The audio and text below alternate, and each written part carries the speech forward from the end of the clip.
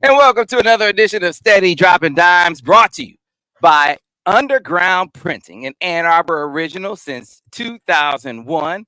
Our official presenting sponsor always keeps us tight. Underground Printing, when you need Michigan branded apparel, UGP is where you go. Not just Michigan apparel, but now turns out when you need your buffs, when you need your turnover buffs. And well, hold on, fellas. Hold on. He about to show our package, which is still in his possession. So I don't even understand where he's going. Ain't no point in showing us. We ain't got it. We're gonna be graduated by the time we get. Told you. I knew he was doing. We already knew what you was doing. We knew you was going to get the packages that reside in your care. That's right there. See, that says Daniel right there. Yes, sir. But see, it's still wrapped. And see the buff still right there. Yes, and sir. Then, what does that say? Hey, that look rewrapped to me. It looked like you didn't try on our stuff. It's not rewrapped. It's not rewrapped. And you see the butt, your buff still in the back. Acting like you Daniel. I have not. Dropping Dimes. Not unwrapped your buffs care package. All your stuff, your shirt, your turnover buffs, still in the package. I have not messed with your stuff, fellas. I appreciate it. You too, fans, can have your buffs just by going to Underground Printing. 3 locations, new partnership that they have with the Buffs crew, Will Johnson and Company, Underground Printing. Will and Company get down with the Underground just like we do. Undergroundshirts.com.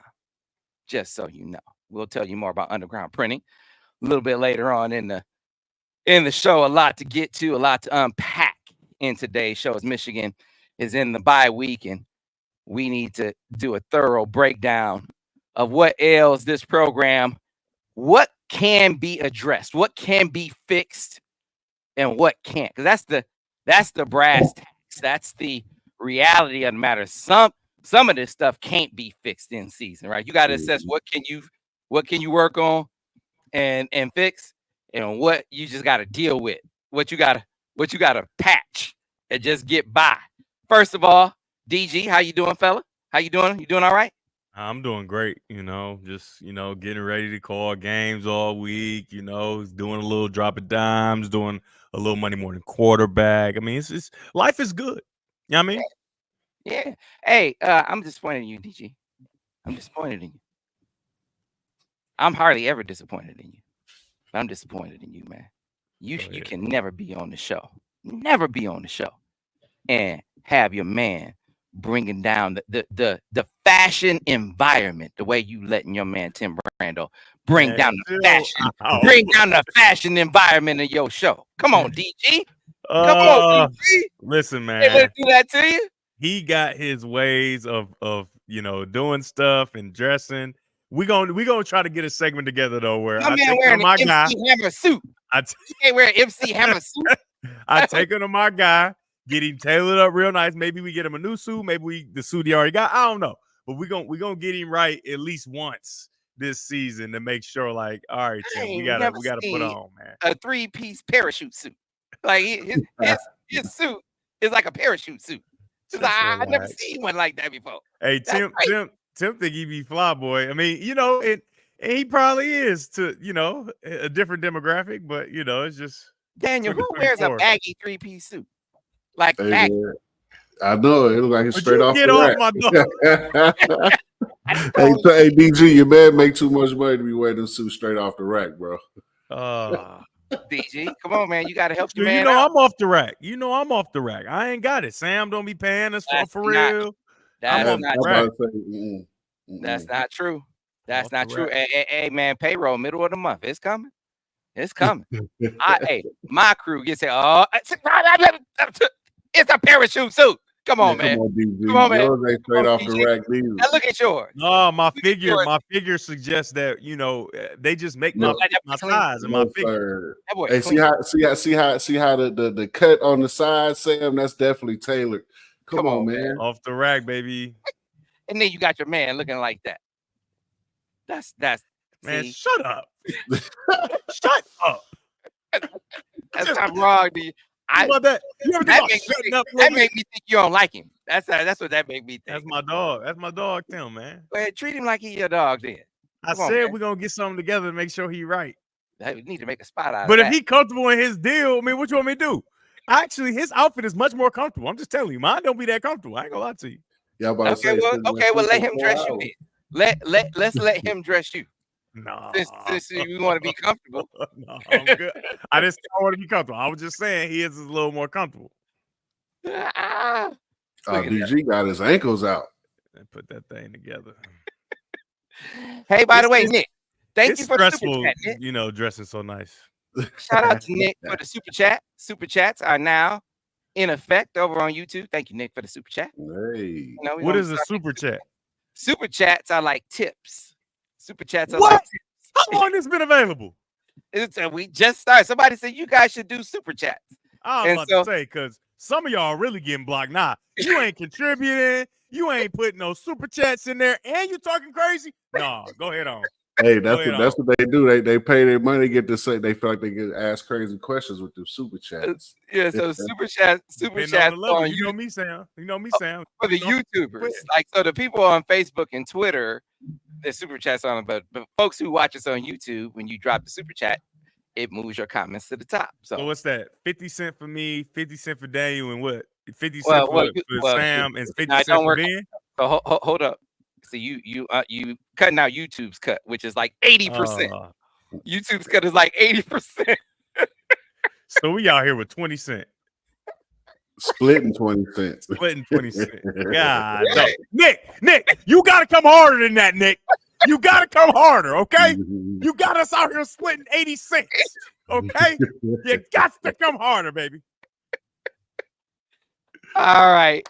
I love that we can start out on a light note because Michigan went out and lost at Washington, a Big Ten game, something that they haven't done in 3 seasons. And so, we have talked about the game ad nauseum, the quarterback change, the second quarterback change of the season, third quarterback of the season for Michigan, right? And what can be fixed with this team? What are the issues that ail this team? And Ben posed a question to me as we were preparing for this show. He said, what do you want to see? What do you want to see in the second half of the season? And it's a great question because it forces you to confront the things that are actually possible. Like, what do you want to see means, can this actually happen? Not fantasy stuff that can actually come true, right? So let's start with my man, Daniel Horton. As you look at this team over the first half of the season, and there are, as they sit at 4-2, there are a lot of issues that they have as they confront a more difficult schedule the second half of the season. What are the issues that you think they confront? And what are the ones that you think are the ones that they can actually deal with in the bye week and head into the second half of the season and be better from as they prepare for this more treacherous half of the year? I kind of leave the football details of it to Devin, but from like a former player and the coach perspective, you kind of want you have to worry about the things you can control, right? A lot of things, like you said, some of those things you won't get better at immediately. You won't be able to improve until after the season. Guys aren't going to get bigger, stronger, faster in the middle of the season, right? So some things you can control that we've seen as fans, as people, from the outside looking in, missed assignments, blown assignments, competitive spirit in some areas and some of these plays that are being made by other teams. So it's one of those things where you want to make sure that guys coming out of the bye week, they know their assignments, they know where they're supposed to be, they're well drilled, they're well prepared for the next challenge, right? So I think, that includes the passing game now that Tuttle's healthy, right? That includes, linemen tightening up on, run blocking assignments. Just all little things that, Michigan has shown to be good at over the last 3 years under the coaching staff to, be good at, which allowed them to win football games, right? Being good in situational football, getting off the field on third down, stuff like that. So just, controlling the things that you can control just from a player perspective. Hey, what is my next assignment, and make sure I'm ready for it. Yeah. DG, I know you have you dissect this game on a whole different level, this team on a whole different level.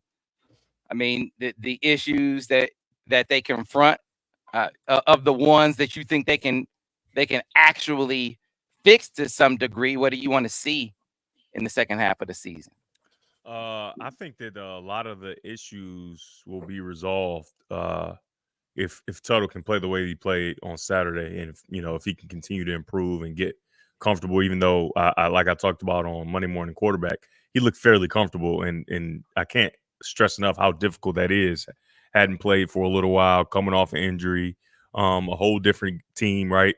The offensive line he used to come in for, at the times he used to come in the game a season ago and whatever, that offensive line is vastly different, right? The timing you have to throw the ball is vastly different. And for him to come in and have his clock already sped up, have his clock in a position without actual reps, physical reps, to have his mental clock so good that he can go down and put 3 scores on the board right away, get the ball out quickly, get the ball to the check downs and different things like that. Super impressive mentally by Jack Tuttle. And but the one thing that we have to see, and I think is we saw a glimpse of it. And one time the ball was called, the other few times the ball wasn't thrown to him. Amarion Walker has to be a weapon in so many different ways, and I kind of liken it back to J-Mo for the Lions when he was struggling with routes and maybe alignments and catching the ball and things like that.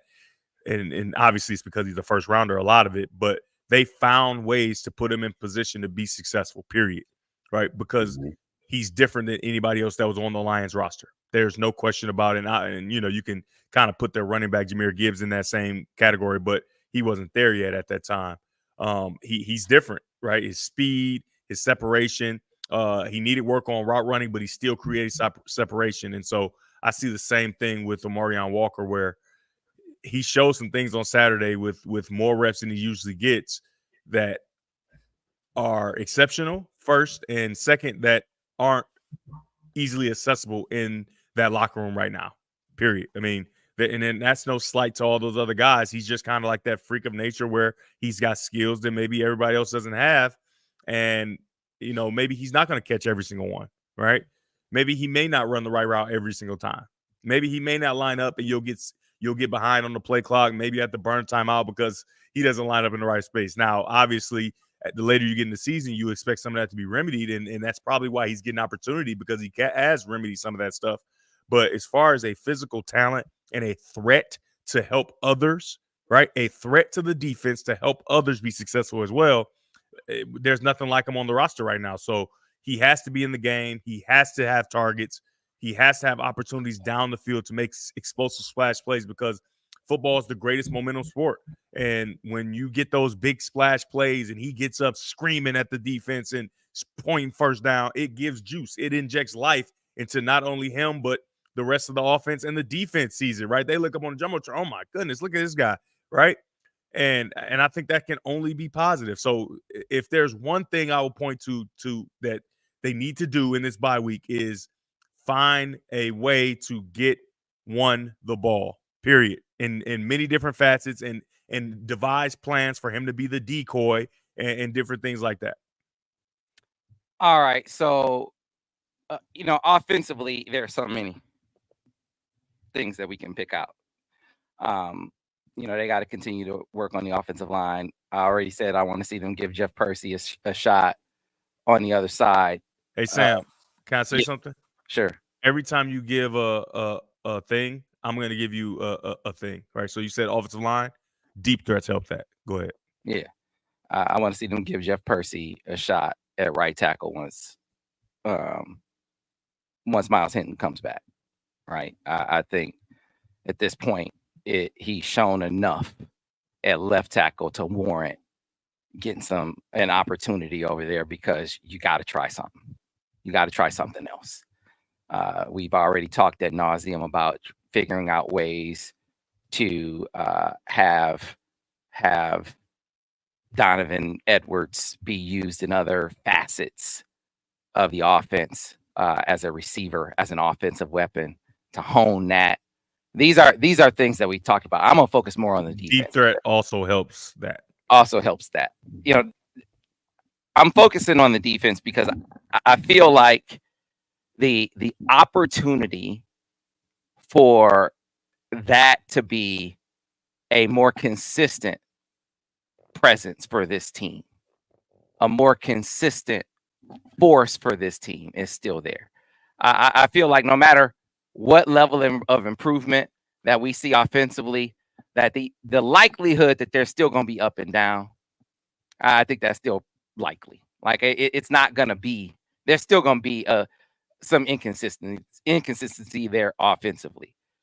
There's a chance for consistency defensively, but how do you get there? Joel Klatt. I think Joel Klatt is one of the guys who does a better job, one of the better jobs of commentating out there. I think he does fall victim sometimes to broad brushing it a little too much. But he had an observation from the last game, from the loss against Washington, that I think gets to the crux of what we're seeing defensively. Ben, do you have that clip ready? If you do, give me a thumbs up. Can you put that up on the screen real quick and play it for the people? Him talking about it was a third down conversion that Washington had in the game. It was one of those that made the fans go crazy, because it was a blitz and there were like three receivers running wide open in the middle of the field with no defender really in sight. So if you can put that up on screen for the people to see. And I've told you before, this Michigan team does not have a margin for error. So they've got to play sound. Everything. They've got to do things right. And when I say things, I mean kind of like everything right. You've got to play with great technique. You've got to play with great game management, decision-making, fundamentals, all of it. And all of that fell apart in the fourth quarter. When you walk through the film and you watch that, here's what you see. You see a team that structurally on some of these defensive blitzes is not sound. I've been saying this, and it's imminently true again. Let me give you an example. Okay, so Washington lined up in a 3-by-1 structure with the 3 wide receivers in a bunch to the short side of the field. Okay, unless you're driving, just close your eyes and picture that. Kind of a bunch set of wide receivers, short side of the field. It was to the right side of the offense. A single receiver to the wide side of the field, okay? And one running back. So that's their set, okay? I would have called it like triple right. Okay, whatever. Who cares what I would call it? The defense lines up. And before the snap of the football, I paused the film and I'm like, well, that's wrong. So they have a single high safety. They have 2 corners. And then they have 3 linebackers. And one of the linebackers is walked out towards the single receiver, towards the wide side of the field. So there's 2 linebackers, I would say, in the box, 4 down linemen, and one linebacker walked out to that single receiver towards the wide side of the field. So I'm looking at this and I'm like, well, this isn't very good, because now all they have is 1 corner and kind of a linebacker over the 3 receiver structure. And then they blitz 6 guys.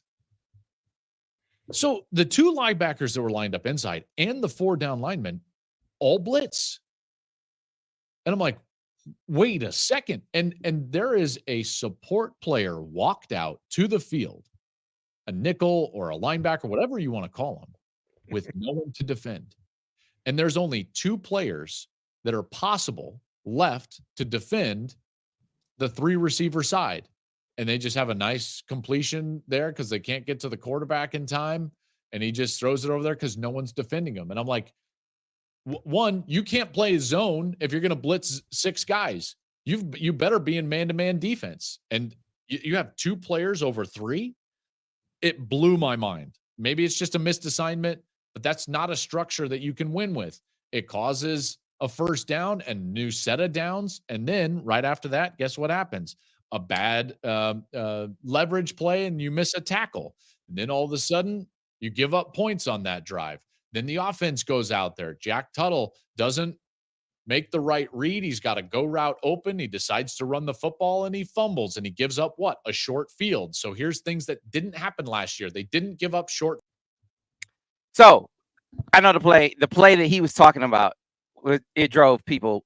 I could see it driving people nuts on Twitter and whatnot. They had trips to one side, single receiver to the other side. And you could see before the snap, and I believe if I recall correctly, this part I don't remember vividly, but I believe they were going tempo.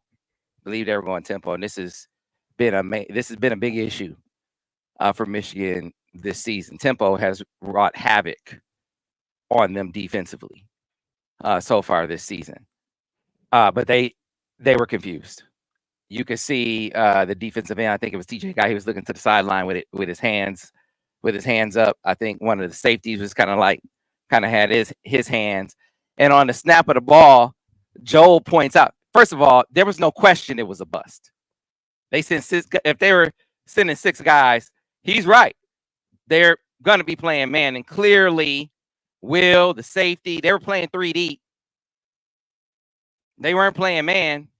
But the way that this went, it looked like this was, as far as the coverage was concerned, or as far as the pressure was concerned, somebody didn't have that assignment figured out, because somebody was supposed to drop your nickel on the play. He definitely picked that up because he said, why is your nickel dropping to the field? There's one receiver out here,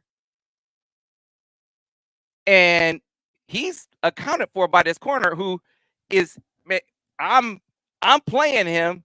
He has taken himself, this receiver is taking himself out to play. He's running outside the hash. My corner is playing deep as the deepest. I'm behind him, and the receiver is running toward the sideline. He is taking himself out to play. Why is the nickel dropping away from where all the receivers are? Where all the threats are? Like, this is a bust. This is a clear bust, right? And so the issue becomes, we are seeing busts like this every couple of plays, right? Every 2 or 3 plays, a lot of the times against tempo. And so what is the trap? What is the trap that we're seeing? The trap to me is the bust that we're seeing a lot of times is on pressures that you see them get right other times in the game. Like, I break down these games with Vance week after week, and you can see them execute this pressure or this blitz right 2 or 3 times. And then all of a sudden you see it in another game or another series in the game, or especially against tempo, and it's like, what the hell? Nobody knows what to do. So the trap is, well, you think they can do it, but in another situation, they are not executing this well at all. So I think that's the challenge for them as coaches. That's the challenge for the coaching staff. If you are in a situation where the execution assignments or the execution errors are consistent, no matter how many times they get it right in practice or in games, if there are enough execution errors like we're seeing on third downs like this, then I think it requires them to say we got to get more basic. We got to get more basic, and if the execution errors persist, even when you go more basic, then then you got to sit guys down. I mean, I give you an example. In the USC game, they had a zero blitz on. That means it's man to man across the board, and your nickel blitzes. You're in man-to-man defense. Like none of your coverage guys can blitz. None of your coverage guys can blitz in the zero blitz, right? This right? This makes sense, right? This makes sense. Mm-hmm. So again, these are, it's an execution error, sure. But if the execution errors are persistent in instances like that, mostly in pressures, it mostly comes in pressures. Then again, you start to get back to, hey, maybe we get to the point where we just got to be more basic. And if we get beat being basic, fine. If we get let me ask you a question, Sam. If we get beat being basic, if we get beat because your man is better than my man, fine. But we aren't going to get beat because we're out of position due to assignment errors. That's what I was going to ask you. In your film study, have most of these breakdowns been the same individuals, or has it been like one here, one there? Because I relate it to like in basketball, right? When teams that turn the ball over a lot, they always say, hey, man, we got a lot of turnovers. And when you go to assess it, you see, like, it's not just one guy. It's one guy here, one mistake. And all of these mistakes end up being, the larger problem. So is it one guy, or is it just each person making one mistake here or there? So, we're talking in coverage. There's a lot of singling out of Jair in the last game.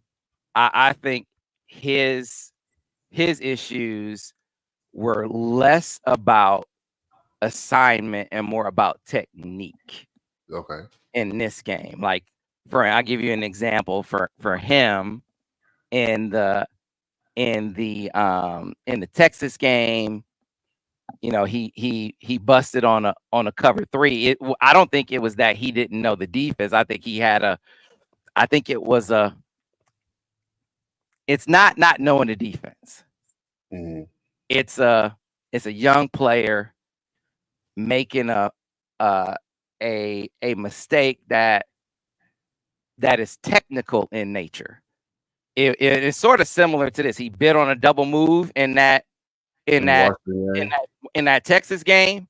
He was in cover 3. He came up at 7 yards when he's supposed to be playing deep. As the deepest is a 12-yard. It was a 12-yard first down. He comes up at 7 and bites on a double move in cover 3. That's never supposed to happen. Didn't that happen again? The first play of the game, the Washington game, first series of the game, right? And I'm looking at that, right, because I'm watching the safety. Now this is like this. I guess this goes back to some of the decisions that were made about who to keep and guys that leave, or roster decisions, right? Like I'm watching Keon Sabb fly across the field and make plays for Bama. I'm watching our safety. He's looking at the guy get beat on the double move the whole time. Well, Keon, wait, hold on. I would. They're having their own struggles defensively at Alabama. For sure.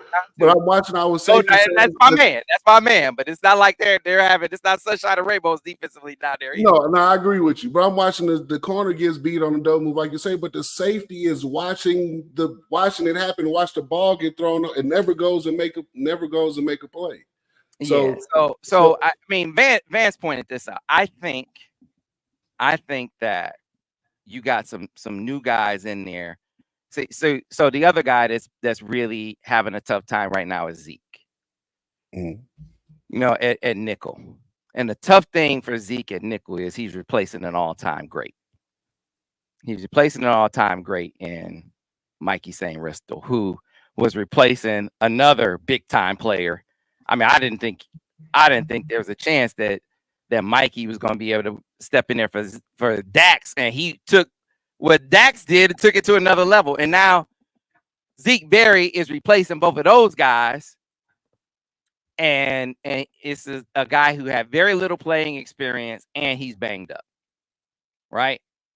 And now they're targeting him too, and it's a struggle right now. And so there have been some MAs, there have been some busts out there, and they're starting to pile up. So what you hope is that it doesn't pile up so much that it starts to mess with him mentally, because they couldn't sub for Zeke last week. It was like, you got to do it, because Jay McBurrows was not available. His backup, J Mac, was hurt. Okay. Right. So you just got to roll. You just got to roll with Zeke, and even through some of the assignment errors that maybe in an ordinary circumstance you would say, you know what, we're gonna sit you down so you can have a breather. Because sometimes, and Devin, you've been in, and I imagine both of you guys have been in a situation where things are going wrong, and you just need a break. You just somebody gotta make a play. Yeah, where things that you can do, or things that you've done before, and you just can't get it right. And if you just have a break, if you just have a breather, maybe things will go right. I'm sure you guys have actually played the game, so you can maybe take us into situations where you've been there before, right? Can't you? Jeez, thank you. My turn. I think that we definitely underestimated how different NFL football and college football is, and Wink definitely underestimated it, because a lot of the times these breakdowns are coming in hurry up. You got to think about it. He always called defense. There's no hurry up that he got to deal with, right? He get to process and call his plays, match personnel, do all these different things. Now he's in a situation where dude's not subbing out. They stand with the same personnel on purpose, because you got to think about this. This is not something new. Michigan struggled with hurry up tempo teams before. This is like not a whole new thing. It's just magnified because, one, the offense isn't performing as adequately as we want it, and secondly, the glaring weaknesses are just like right in your face because of stuff like the play that Joel outlined, where it seems inexcusable. But if you're a coordinator that's thinking NFL and you don't really, you don't really get into the full college experience, I guess you could say, that's an easy mistake to make, right? Because formation in the boundary already hurts the defense, right? So that's what it was. It's formation into boundary, and you're going fast, and we're already not dealing with it well. All right, we're trying to get pressure. Oh, but we can't get, you know what I mean? It's just a perfect storm of things for the defense. And I think the answer is to be more simple. 100%.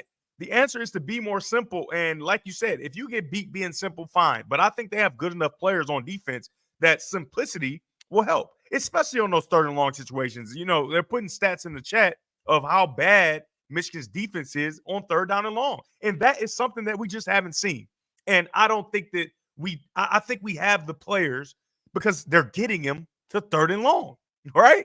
They're getting them to third and long. We have to remember, the same defense that is getting them to third and long is the same defense that's giving up third and long, right? And so they're capable of being a good defense, but it's just those little things. And when you continuously have busting coverage, go to the iPad, you look at it, and you're like, how did that happen?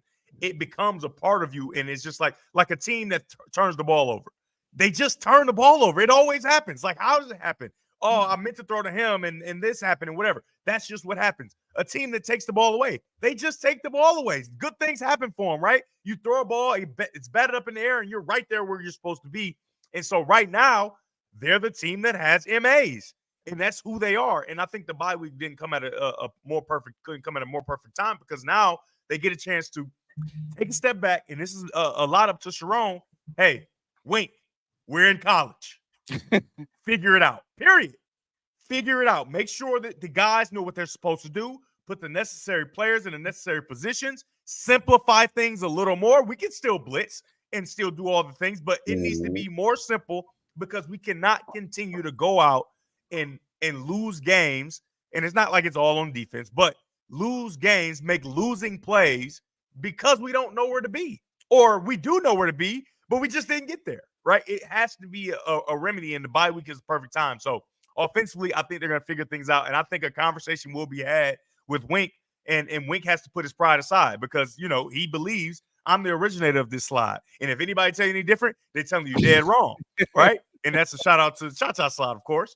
But he's the originator of the NFL version of this slide. This is a college version that is totally different. It's a different game, and he has to kind of help them, and they got to help him, and it needs to be kind of a working team effort on the defensive side of the ball to get things right. And I think the offense, contrary to in the beginning where we thought the defense would help the offense along, I think the offense is going to be much better, and it's going to be able to help the defense come along. Well, you said a mouthful there, DG. That is very spot on. Formation to the boundary. Tough. And tempo was a major issue for Mike MacDonald. A major issue for Mike MacDonald. Dude, and not just Mike MacDonald. All defensive coordinators struggle with that. And that's why offenses do it. Well, he didn't. It wasn't something that he was fully adjusted to until after the Michigan State game.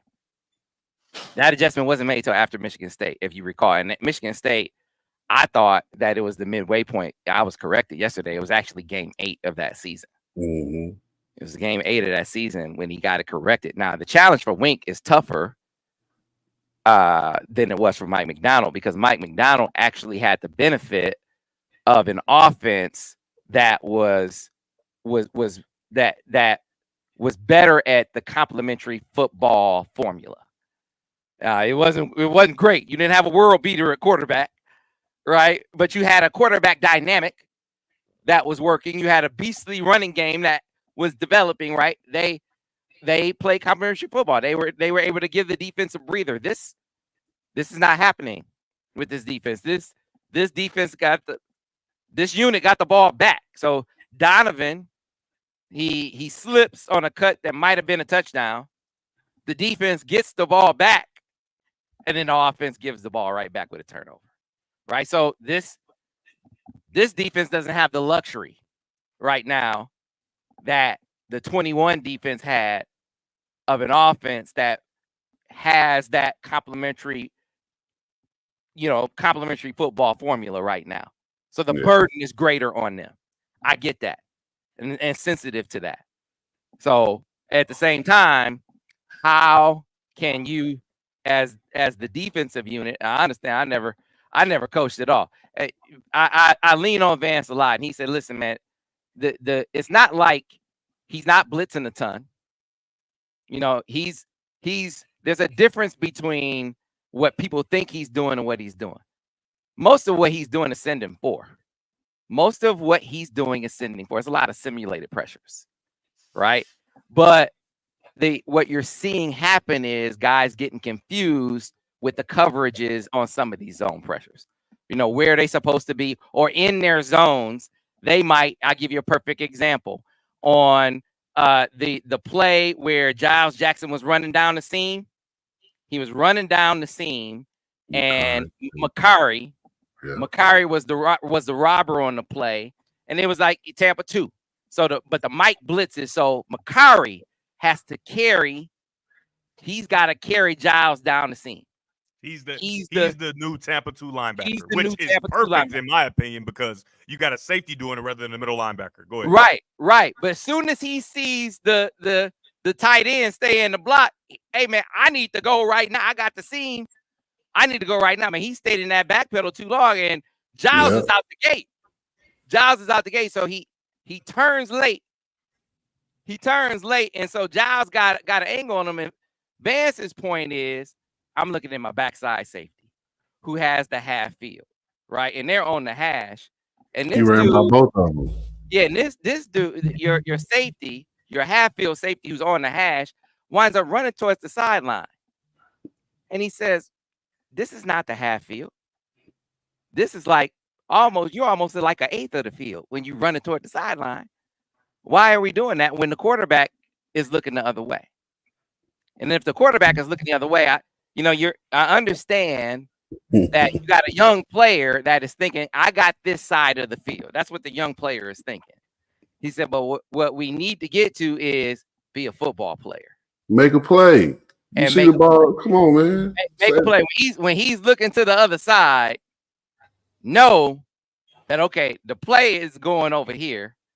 The threats, there's nothing coming to this. I can go and steal a play on the other side of the field. I can go be a football player now because this is where it's going to go. There are no threats over here, right? Because it's just a sideline. Nothing's coming up here. Let me go over to the other side and help out on this side of the field. And he might have been able to make a play. And so these are the kinds of things that guys haven't been able to get to yet. You had your nickel on the play who has the half field, and he snuck too far up in his disguise, so he wasn't able to get back to the half field. Right? He's showing his disguise, trying to make it look like quarters, and when the ball is snapped, he snuck up too far. He wasn't able to get out to the half field.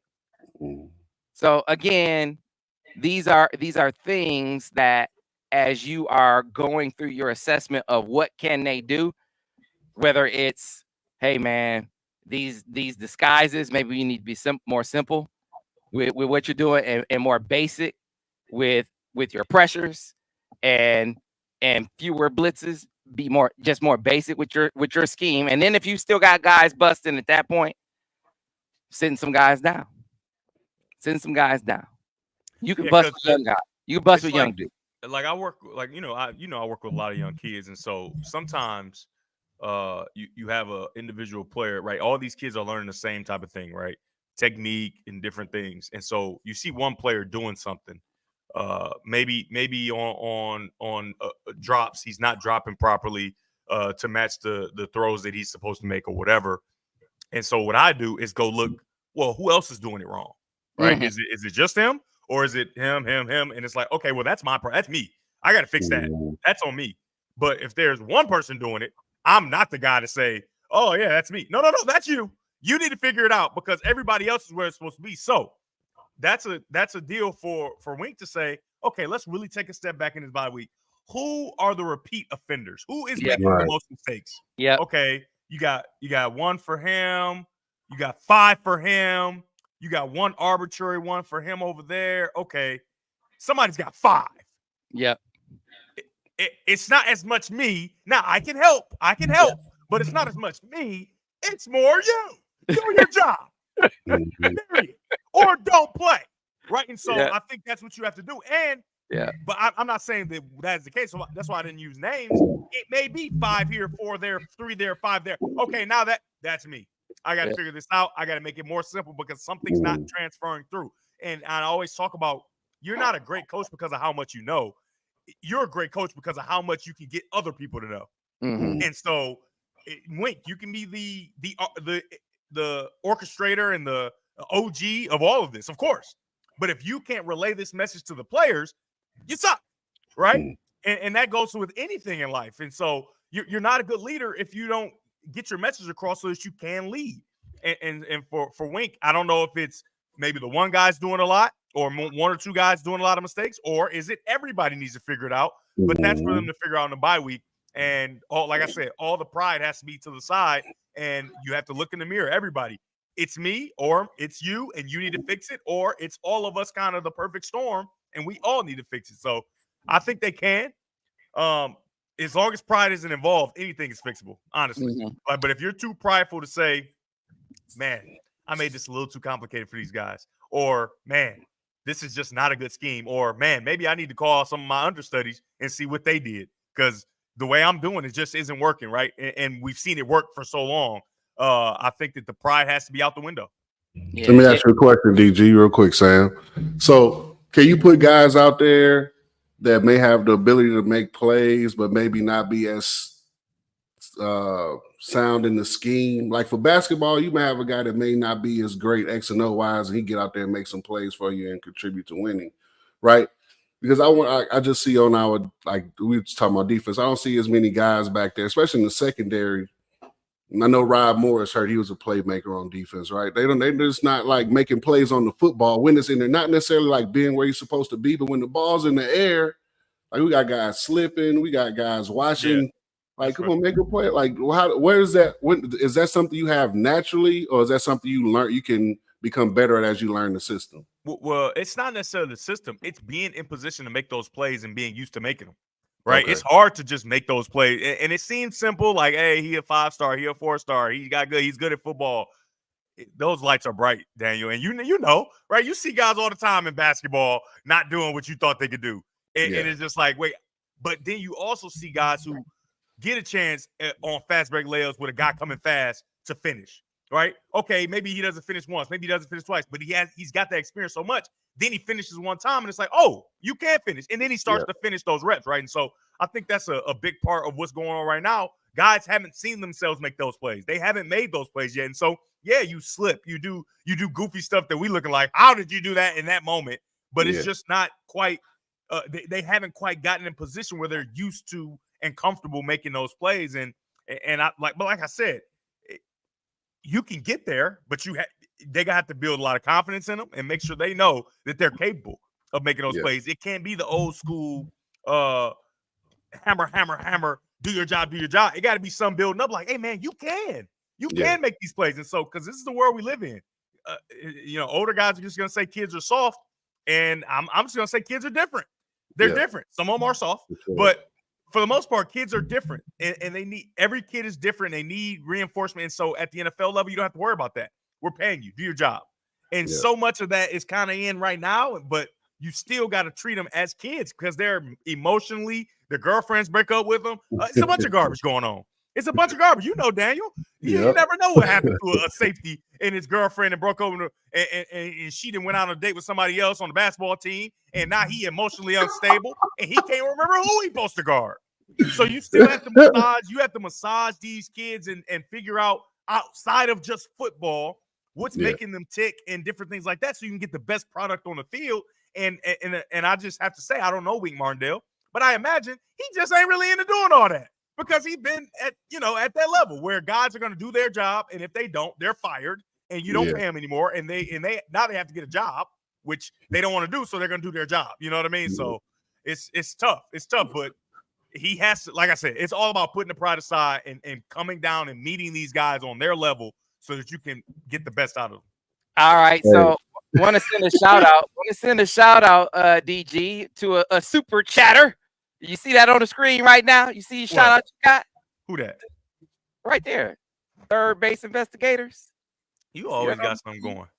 Third base investigator said, DG, that black and green suit was sweet, but it was inspired by the Riddler.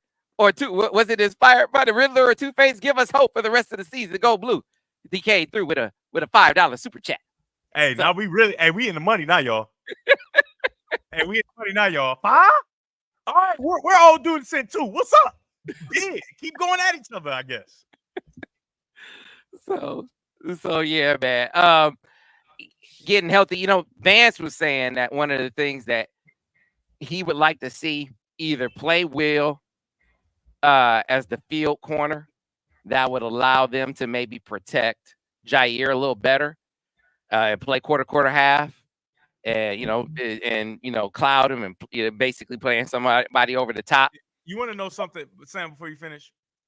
I was talking to Tears about this because I went back and watched a lot of the defensive stuff from last year, and specifically the Michigan State game, right? Because we dominated that game. I'm like, man, what are they doing defensively? And there were a lot of busts last year too. The teams didn't find them, right? And it's like it was almost for the offense that they played against in every situation. There are people open. Think about Washington, right? Guys are open, but can you get to them, right? Because of all the different intricacies of their defense and what they were doing. Like I remember at Michigan State early, they were super basic through one guard ball. Like they were super basic, and then the quarterback was having good success. If everybody goes back to the Michigan State game last year, the quarterback was having great success getting the ball exactly where he needs to get the ball to based off what the defense was giving him, right? It was very vanilla. And then one curveball from Mentor, right? One curveball, and now he's rattled, right? Because he saw something that he thought he saw, and now he made a mistake, and you can't make a mistake against this team. And so now he's rattled and he can't function. So now when there are guys open running down the field, he can't get to them because he's rattled because of something that happened early in the game. And I think that was the defense's biggest strength, right? Throwing those curveballs at the perfect time. And so every defense you have, great defenses, people run open. people run open. It's up to you to make sure that the quarterback can't find them.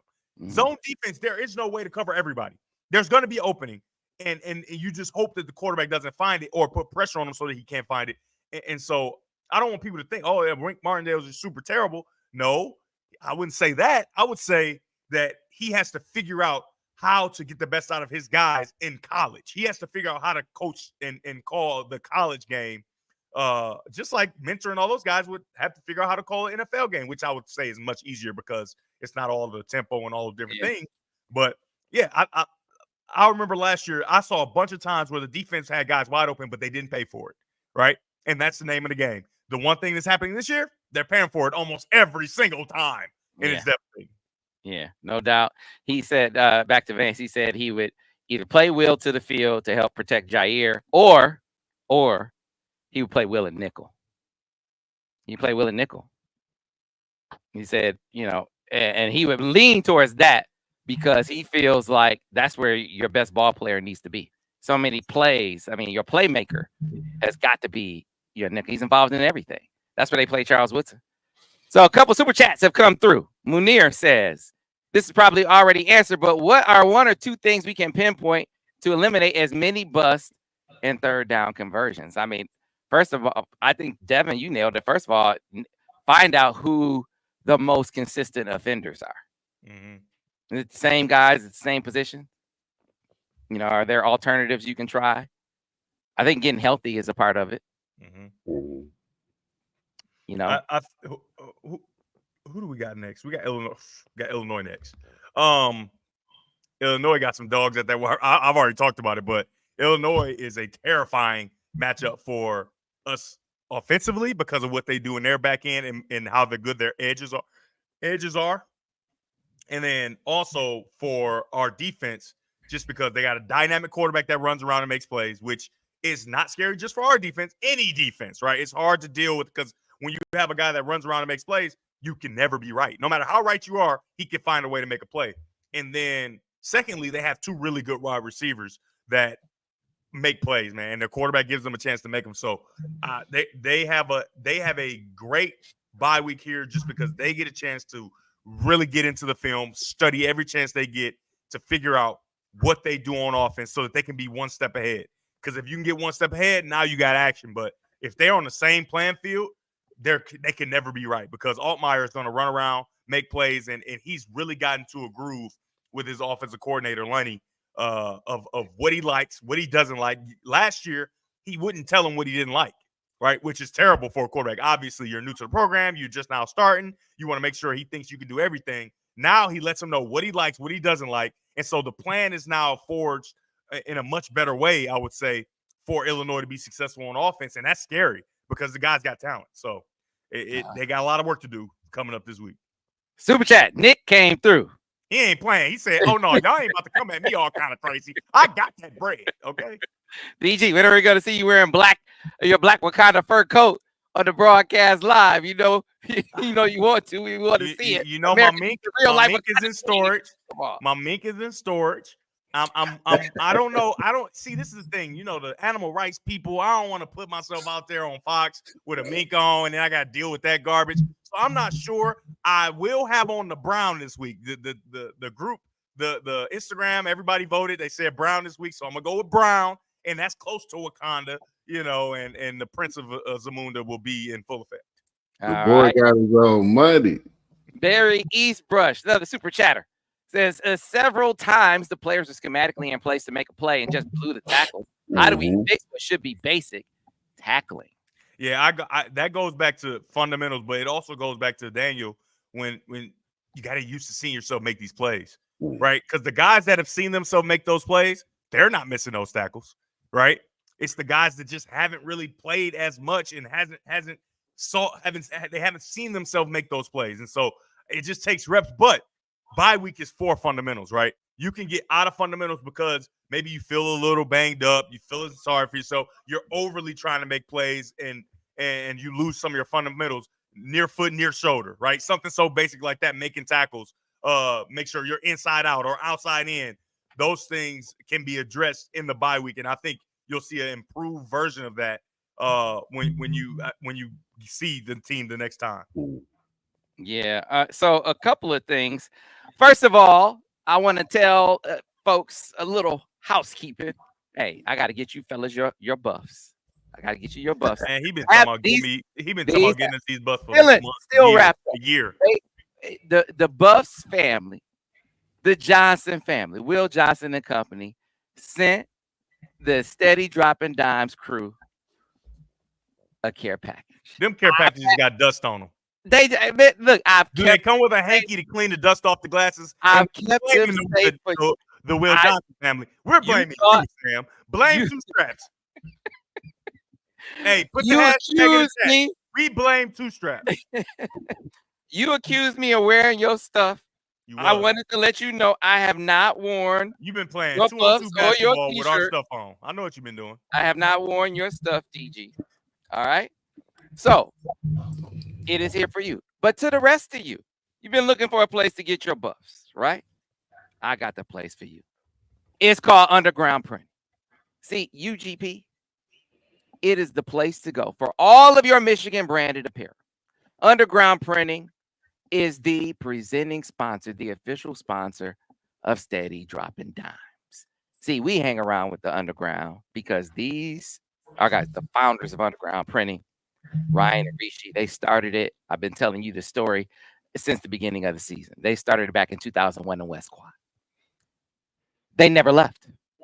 They never left Ann Arbor. They've had opportunities through the expansion of the country, of the company, which is now, 26 locations across the country, right? This is a nationwide company now, across the Midwest and across the Eastern Seaboard. They are remaining in Washington County, and as companies have come and gone when it comes to supporting the University of Michigan, they have set up their roots and planted roots and remained here, right? You wanted the season T, they said, Michigan, we got you. All right. You want support for NIL? They said, Michigan, we got you. Right. Players, they want to have like their jersey tees. Players, we got you. Will Johnson, you want support for your brand? Will, we got you. So now you can go to Underground Printing at undergroundshirts.com and get your buffs. You can go to Underground Printing and get any of your maize and blue apparel at undergroundshirts.com. Ben, if you can bring up the locations right here in Ann Arbor. There are 3 of them, brick and mortar, because see, a lot of folks like to actually go and I want to go and see, feel, and touch the merchandise. I want to see, I want to try it on.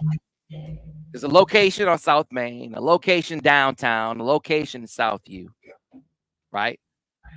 But if you shop online, which most of us do, undergroundshirts.com, everything you could want, all of the different apparel items available for you there.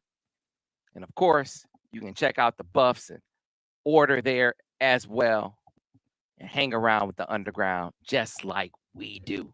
Yeah, because y'all going to get away before me and Daniel.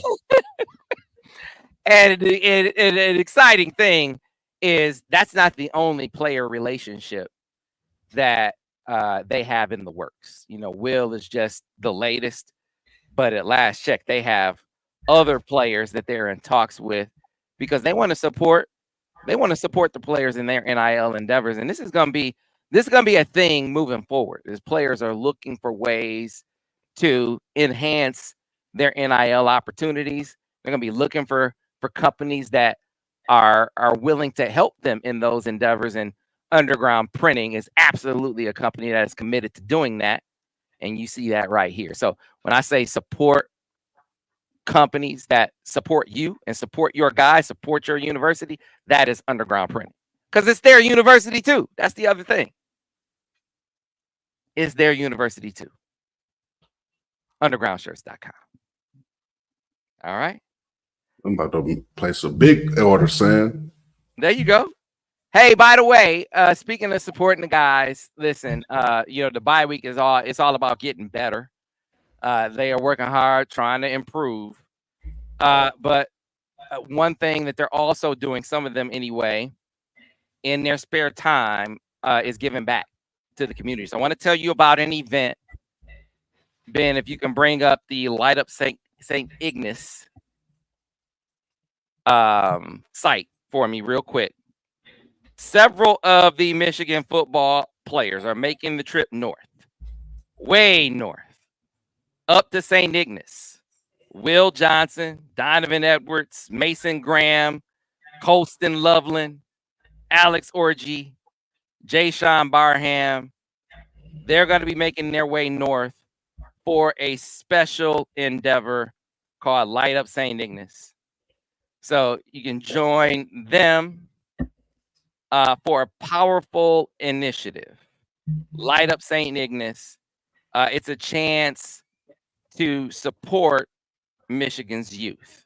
Now, Light Up St. Ignace brings together sports, arts, and entertainment for an unforgettable day of giving and community impact, featuring those players that I'm talking about, you see on your screen right now, and celebrity guests. And the event is in the spirit of philanthropy, and it's going to make a difference in the lives of Detroit youth. And so these players, along with UFC Hall of Famer Chuck Liddell and Top Gun Maverick actress Liliana Ray, she was the daughter what was the lady's name? Was it Penny? Penny's daughter in Top Gun Maverick. They're going to come together at this event to support positive change for students across Detroit's public schools. It's going to help, bring together resources, including many aspects of helping many aspects of life. They're going to donate 5,000 pairs of socks and shoes, essential footwear, with LA Gear as a supporting sponsor. So a great community initiative that they're going to be a part of at this event coming up this weekend up in St. Ignace. It is going to be at Light Up Circle. This is Little Bear East, 275 Marquette Street in St. Ignace, Michigan. Doors open at 3 o'clock this Saturday. All right. Doors open 3 o'clock this Saturday. And you'll have an opportunity to meet and greet the guys, meet and greet with Chuck Liddell, meet and greet with Liliana Ray.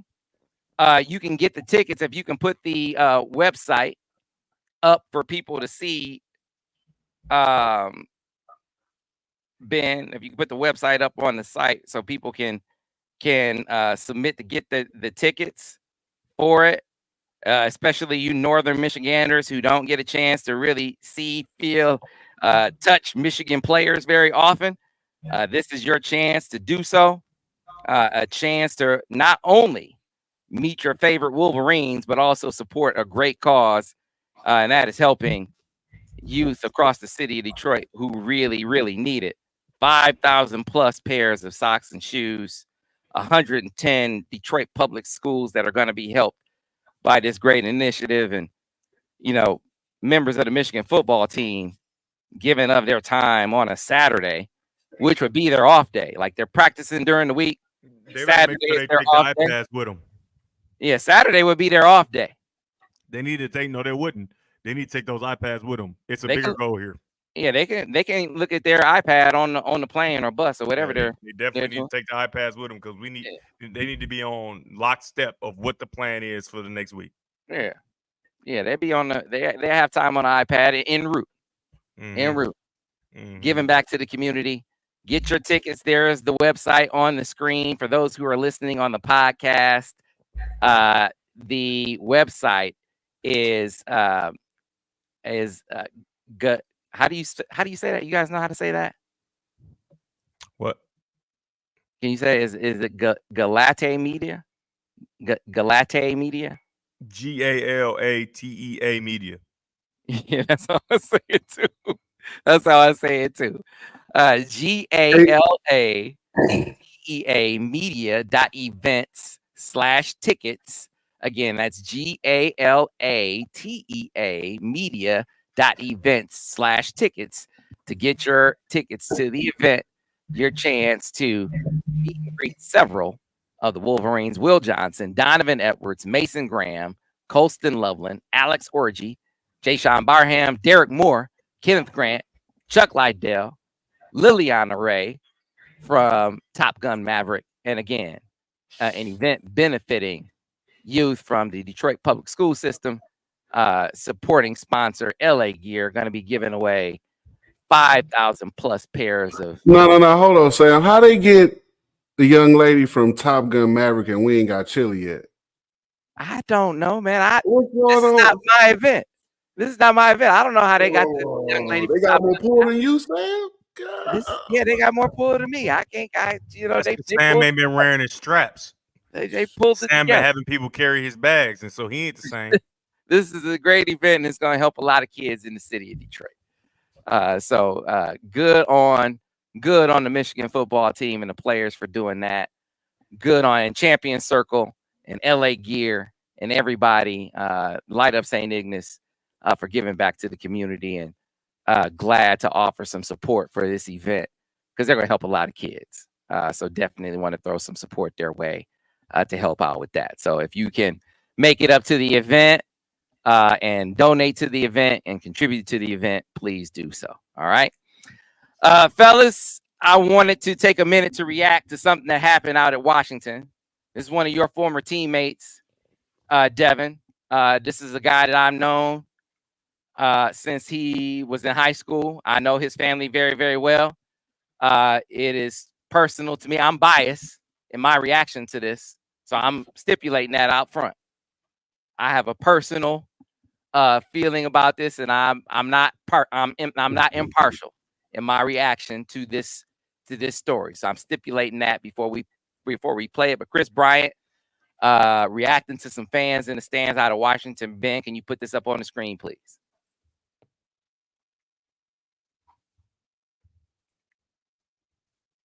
Oh, and by the way, as he puts it on the screen, Zeke said, "Don't blame Sam for not having Chilli." Right? That's yeah, Zeke. That's right. Don't blame me. We blame both of y'all. Yeah, Zeke. See, come on. See, that's right. Tell Chilli, Zeke, that you got me looking bad up here. By the way, so this is Chris Bryant, Michigan's a Michigan staffer, a former Michigan player, confronting some fans who have been clearly speaking out of turn to some of the Michigan players out at Washington. Go ahead, Ben.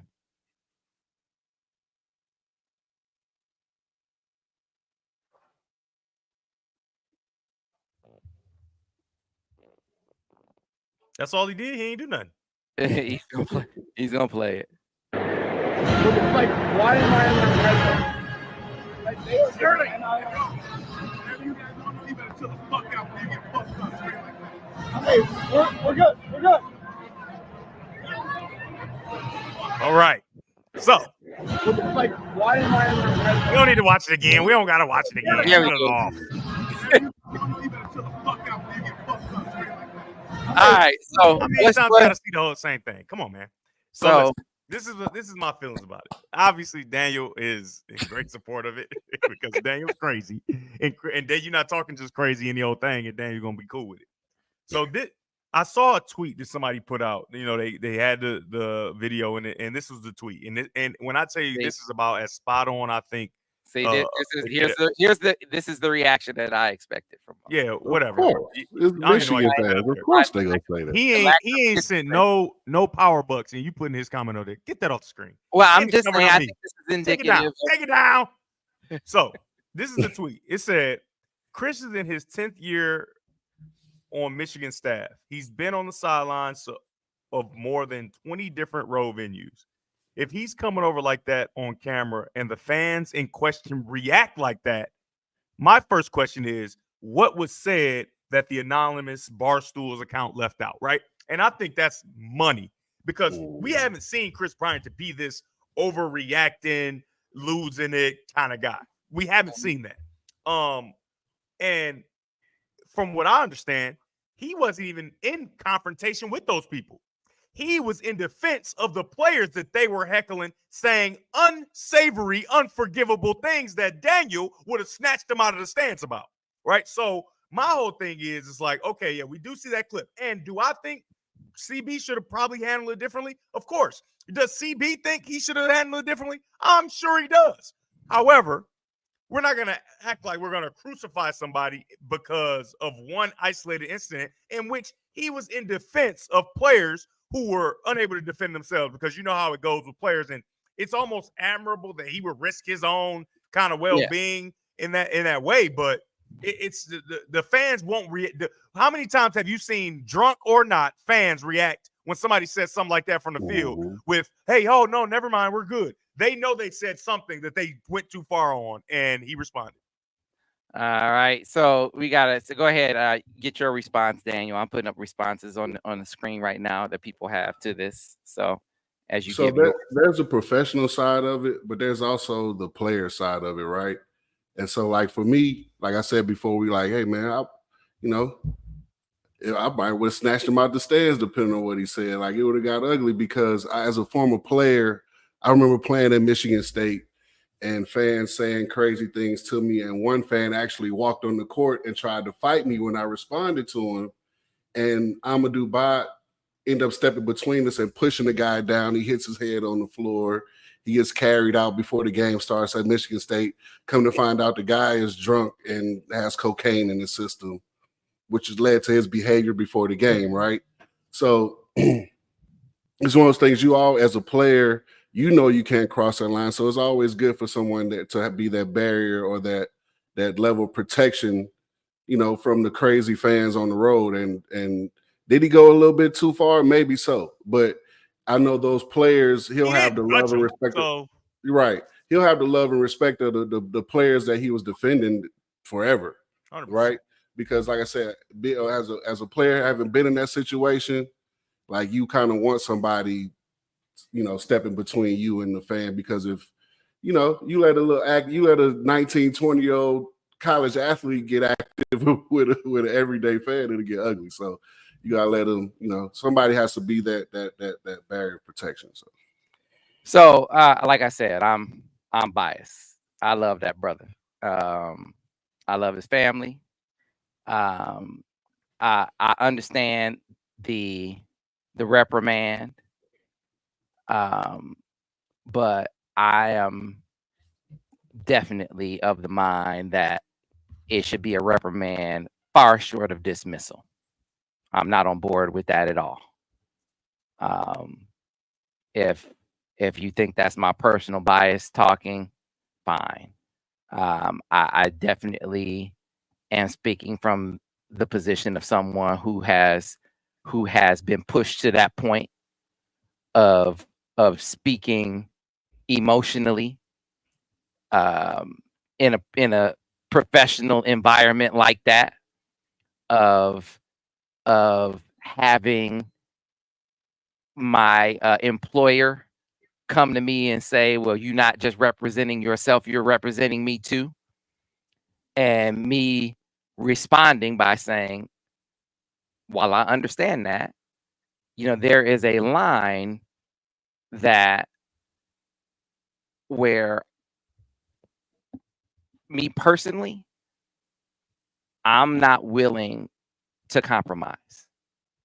There's a line where there's a line where myself as a man and myself as an employee, and that I'm not willing to compromise on. If it means compromising as a man, I'll compromise as an employee. I won't compromise as a man, and I'll leave the employee side. All right, if it comes to that, but I don't think it has to come to that. In this particular instance for Chris, I think that his decision in the moment was one where he was willing to take the medicine. I think he was willing. I think there was probably an understanding that there was a risk involved with going over there to confront the people. But he was going to make it very clear to the players that I got y'all back. I'm willing to put myself on the line for y'all because this is out of line. And if there's a consequence for this, I'm willing to pay it. Now, he didn't put his hands on them, so I think it's a calculated risk because I'm not putting my hands on these people. I'm probably not going to get fired, but there's going to be some discipline from this. I think he probably knew that because everybody sees it. Everybody sees it. Everybody got camera phones these days, right? So he probably knew. There's probably be something that comes from this.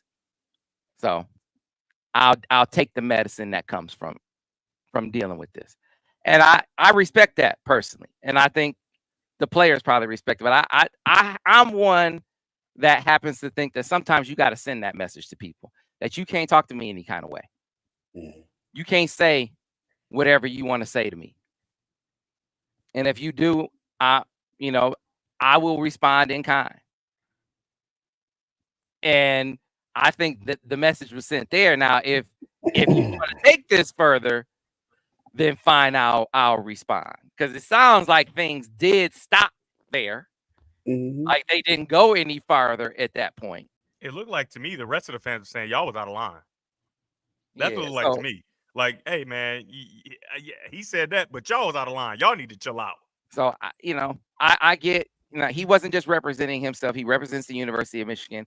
I get that, and I get Michigan's statement where they say, listen, there's a protocol here. There's a line of decorum, and this is how you represent the University of Michigan. And I get it. There's a way that you're supposed to handle that thing officially.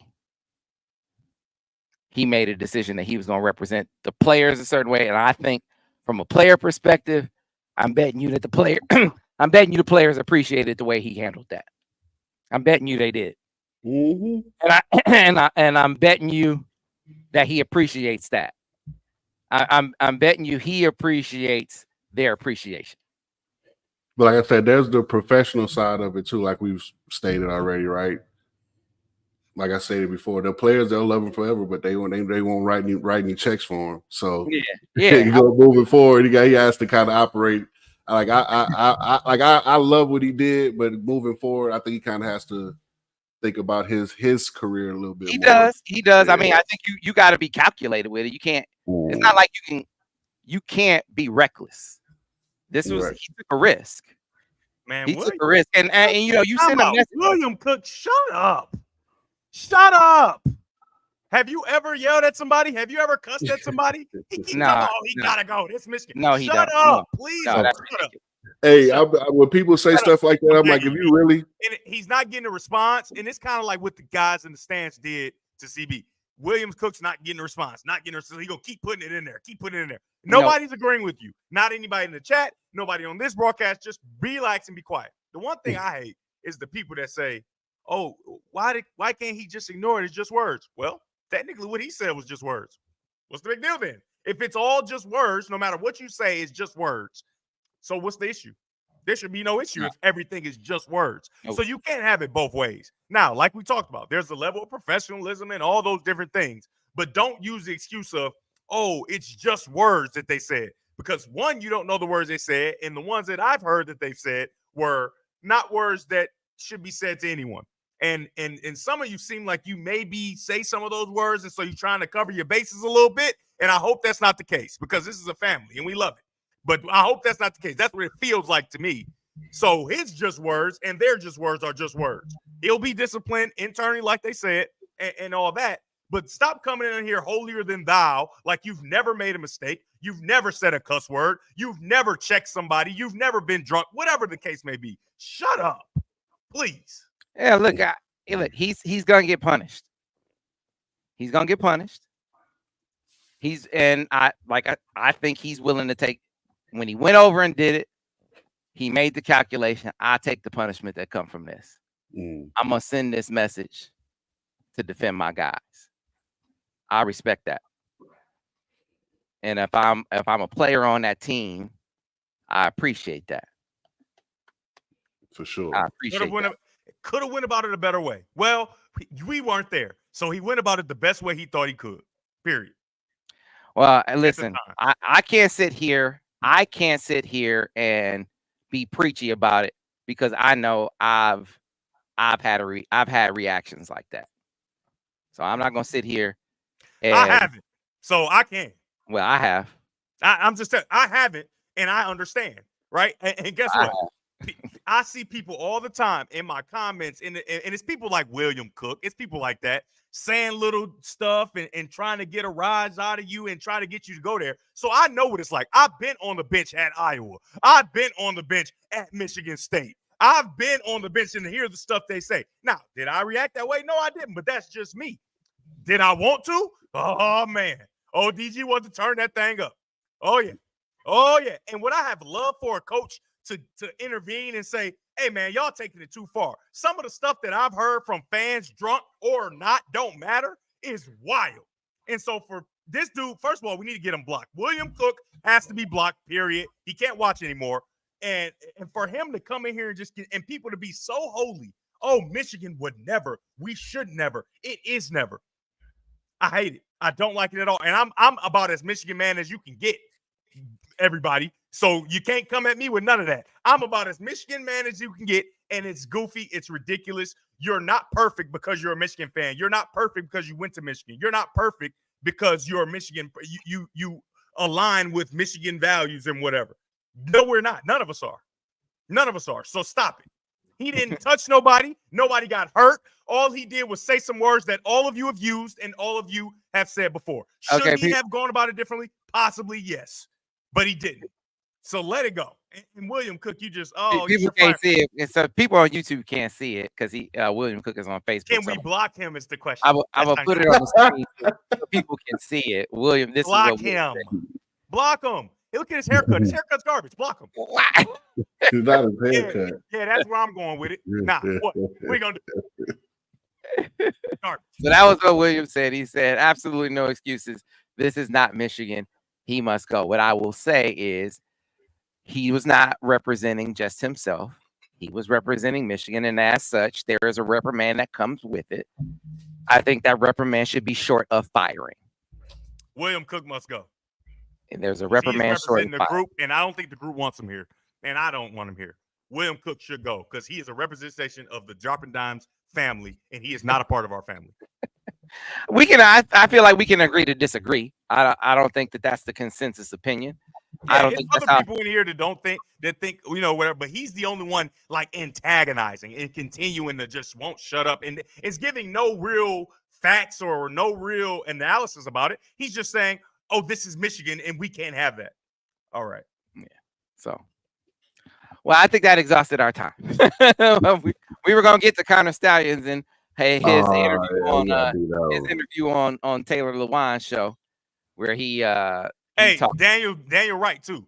Zeke, you getting blocked next if Chilli don't pop up on this show. Yeah, we own all that. We own all that. Zeke, hey, Daniel, tell him. Zeke, so Zeke. We got a message for Chilli. We got a message for Chilli. We do? Do I know? We do. What is it? Listen, I talked to my friends at Golden Limo. Ooh, we got limos. That's right. We got no money, but we got limos. The ground transportation. We'll pick her up at her crib, get her to the airport. When she lands at Metro, pick her everywhere she wants to go. Door-to-door service. This is how Golden Limo gets down. She doesn't have to worry about, she don't have to lift the bag. You understand me? Golden Limo has her covered. The Chilli itinerary is done. Do you understand that, Zeke? Zeke, I'm going to put you up on the screen. See, your message, you got a message for Ward. You talking about Ward can learn a thing too about sticking up for your guy. I don't know who you talk about. I think you might be talking about Jim. I don't know where you're going with that.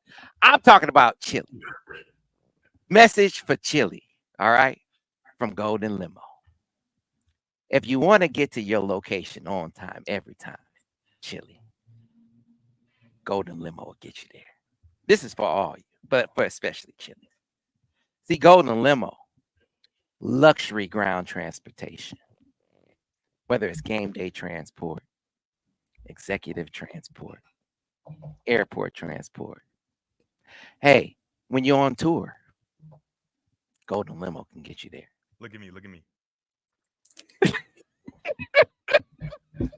Go ahead, Sam. Do you need me to use my voice, Sam? You know I got that voice. You know I got that key sweat, boy. Yeah. Hey, Golden Limo. Chilli.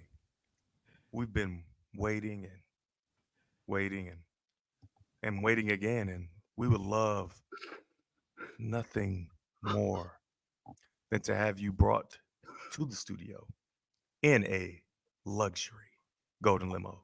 That's right. Whatever kind of water you want, sparkling, regular, still, smart, we got it. What else would you like? Hey, the party bus. Hey, the party bus even has a waterfall in it. Did you know that? Oh, Yeah, you hear that, Chilli? A waterfall. If you would like a nice bowl of chili, I know plenty of cooks that put you a nice bowl of chili because it might be a little chilly outside, and you want to keep yourself warm, and we want you to stay warm. We appreciate you because we know the answer is yes. All you gotta do is say yes. Don't deny what you feel. Let us have your company, Chilli. Thank you. Thank you very much. So, if you could put the promo up for Chilli to see about Golden Limo, ground transportation, all the line vehicles, the luxury SUV, the sprinters, the luxury motor coaches. Hey, man, somebody need to show Chilli that. I put a lot of effort into that, man. The choice of vehicles that she could choose from to get her here. Can you put that on the screen for her, please, Ben? Please. If you have ground transportation needs, get to your destination on time, every time with Golden Limo. Ride like the Wolverines. Feel like a Wolverine when you ride with Golden Limo, the proud transportation partner for many of Michigan's sports teams and the primary transportation provider for Michigan Wolverines football. All you have to do to book your Golden Ticket reservation is go to goldenlimo.com/golden ticket or call their team at 734-668-8282 and mention Golden Ticket to book your transportation reservations today. Chilli, that's just for you. That's just for you, just to get you here. goldenlimo.com. We love you, Chilli. We should. Zeke.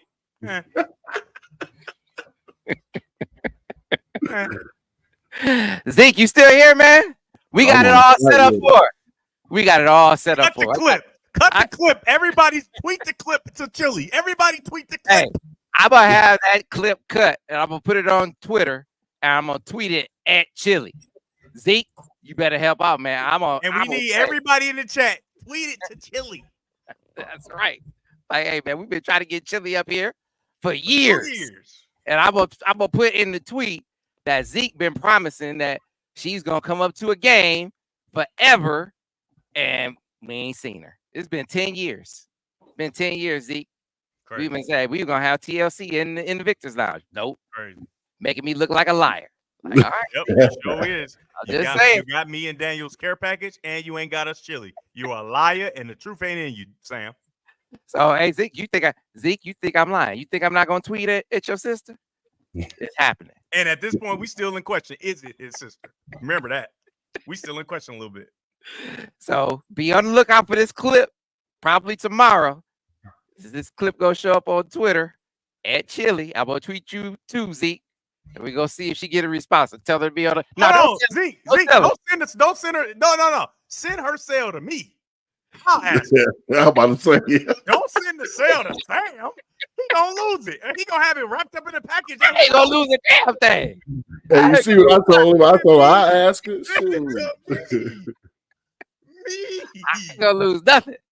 I'm not gonna lose nothing. I don't even listen to Usher no more.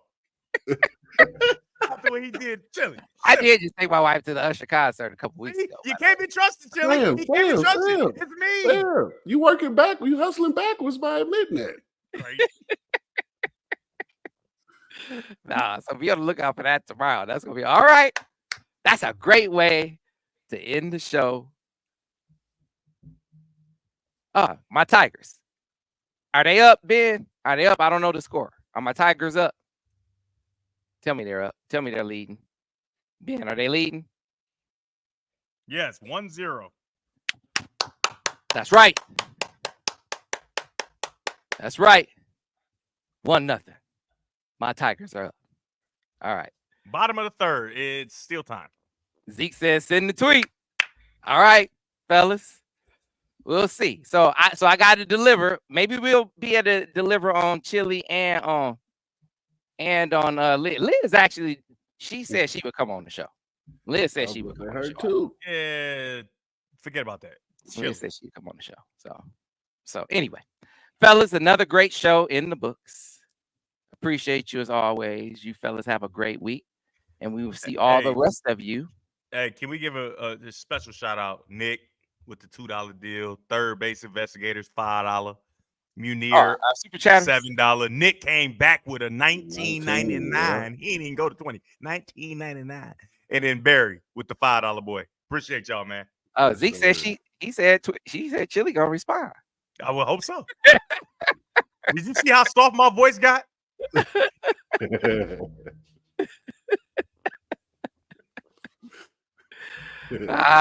see how many times I blinked slowly and licked my lips? You know. I'm down here in Atlanta already, so if I need to take her out, Daniel, stay out of it. This is between me and Chilli. I was gonna play shy guy. I was gonna run interference. Oh, you a little shy brother?